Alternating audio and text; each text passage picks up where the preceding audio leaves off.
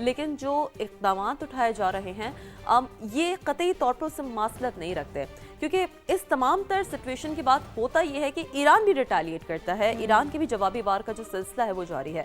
اسرائیل پر میزائلوں کی بوچھار ایران کی جانب سے بھی کی گئی ہے، مشرق وسطیٰ کو بھی نشانے پر رکھا ہے۔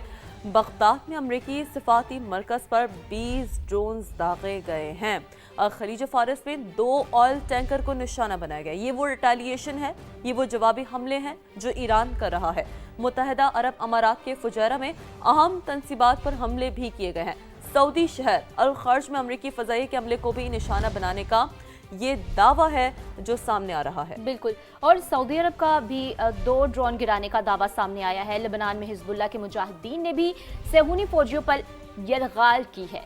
بالکل، تو جو مسلسل ہم دیکھ رہے ہیں سچویشن وہ کچھ اسی جانب ابھی تک تو بادی النظر میں ہمیں یہی نظر آ رہی ہے کہ جو جوابی حملوں کا سلسلہ ہے، پہلے حملے کیے جاتے ہیں امریکہ اسرائیل کی جانب سے، اور پھر جو ایک مشرق وسطیٰ میں جو جنگ کی آگ پھیلی ہوئی ہے وہ ہم دیکھتے ہیں کہ اور بھی دیگر ممالک ہیں جو بہرحال اس کا جو ہے وہ نشانہ بن رہے ہیں۔ قطر کی بات کریں جس کے قریب سمندر میں آئل ٹینکر پر پروجیکٹائل حملہ ہوا، جہاز کو نقصان پہنچا لیکن عملہ محفوظ ہے۔ UK maritime agency Kuwait airport پر ڈرون حملہ ہوا، فیول ٹینک میں آگ بھڑک اٹھی ہے۔ بحرین میں ڈرون حملے کے بعد ایک بڑی کمپنی میں آگ بھڑک اٹھی ہے۔ تو مشرق وسطیٰ اگر پوری ہم مجموعی طور پر جو سیناریو ہے نا اس کی بات کریں تو جنگ کی لپیٹ میں ہے، کیونکہ دیکھیں صرف یقینی طور پر مشرق وسطیٰ اگر ہم مڈل ایسٹ کی ہمیشہ بات کرتے رہیں تو اس میں صرف ایک ملک نشانہ نہیں بنتا، باقی بھی ملک نشانے پر آتے ہیں، اور پھر وہ جو ایک جوابی کارروائی کا جو سلسلہ ہے نا وہ جاری رہتا ہے۔